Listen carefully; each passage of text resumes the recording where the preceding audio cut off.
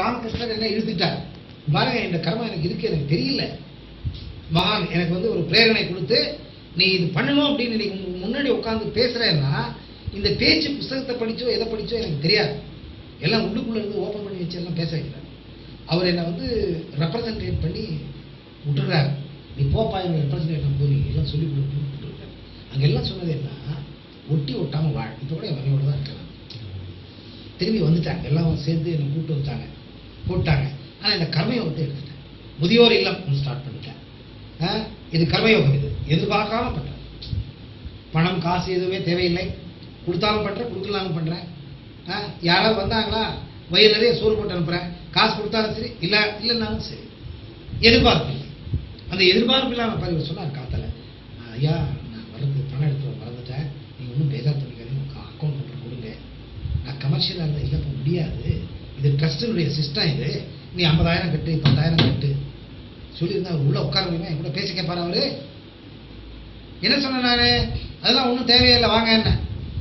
அந்த பெருந்தன்மையான மனது வர்றதுக்கு அதுதான் அந்த மூல குரு எங்களுள்ள வரைஞ்சி செஞ்சு வச்சுருக்கிறார். அவர் சொன்னார், உங்க பொண்டாட்டி கூடாது, மனைவியோட இரு, ஒட்டி ஒட்டாம வாழ், மோகத்திலிருந்து விடுதலை வாங்கிக்க போறோம். அந்த மனைவி மோகத்தை விட்டுரு. ஆனா மனைவின்னு ஒருத்தர் இருக்கா, அன்பை காமி. உலகத்தை நேசிக்க வந்திருக்கியே, உன் பொண்டாட்டிக்கு அன்பு கொடுக்க முடியாதா? அன்பு கொடு, பொண்டாட்டிக்கு அன்பு கொடு. அவர் பாருங்க, அவரு கல்யாணம் பண்ணிட்டு தேவையே இல்லை, அவர் டெஸ்ட் பண்றதுக்கு எத்தனை பேர் என்னெல்லாம் பண்ணாங்க. ராமகிருஷ்ண பரமஹம்சர் டெஸ்ட் பண்றதுக்கு கணவன் மனைவியா வாழ்றாங்களா இல்லையான்னு நிறைய பேர் டெஸ்ட் பண்ணிருக்காங்க. மகான் ஏன் சொல்ல வர்றேன்னா, குடும்பத்திலிருந்து விடுபட வேண்டிய அவசியம் இல்லை. முக்திக்கு வழி நல்லவனாயிருந்து நல்லதை செய்ய ஆரம்பிச்சுட்டாவே கடவுள் கண்டிப்பா நம்மளை கூட்டுவார். அதுக்கு வந்து மலை மேல உட்காந்து தியானம் பண்ண வேண்டிய அவசியமே இல்லை. கர்மயோகத்தில் இறங்கிட்டீங்கன்னா தானா எல்லாமே சரியா வந்துடும். பட் கண்டிப்பா வந்துடும். ஸோ அது அங்கிருந்து வந்தேன், தெரிஞ்சோ தெரியாமலோ இந்த வீடியோவெல்லாம் போட ஆரம்பிச்சேன். என் மனசுல ஃபர்ஸ்ட் தோணுனதே இதுதான். நான் கஷ்டப்பட்டேன் என் வாழ்க்கையில குருமார்களை தேடி தேடி தேடி, நிறைய ஏமாத்துற குருமார்கள் தான் என் வாழ்க்கையில கிடைச்சாங்க. நான் என்ன பண்ணட்டும், எப்படியோ யாரையோ எதையோ பிடிச்சி எல்லாத்தையும் கத்துக்கிட்டு ஏதோ ஒரு நிலை எனக்கு கிடைச்சது.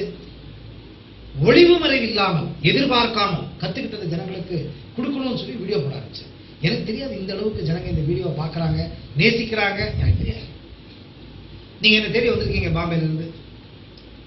நான் சாத்தான்குளத்துக்கு போனப்ப லண்டன்ல இருந்து ஒருத்தர் வந்திருந்தார், எனக்காகவே வந்திருந்தார். இது இதான் சொல்றது அன்புன்னு.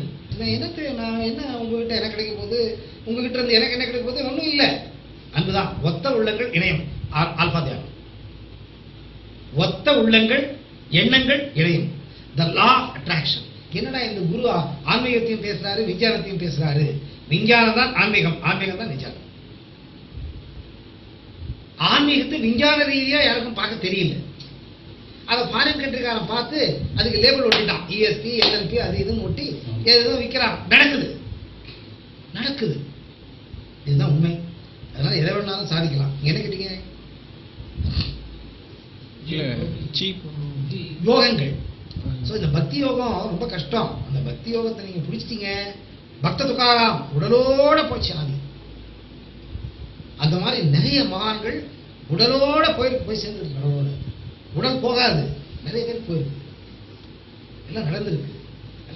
அதனால எந்த யோகத்தை பிடிச்சாலும் முக்தியை அடையலாம். நீங்க சொன்ன மாதிரி வெறும் தியானமே பண்ணி குண்டலினியை எழுப்ப வேண்டிய அவசியமே இல்லை.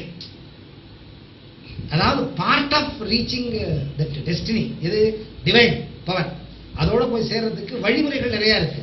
அதுல இதை ஒண்ணு. ஆனா உங்களுக்கு வந்து நம்ம பிராணாயாமம் பண்ணனாக்கா அது கொஞ்சம் தியானம் பண்றதுக்கு கொஞ்சம்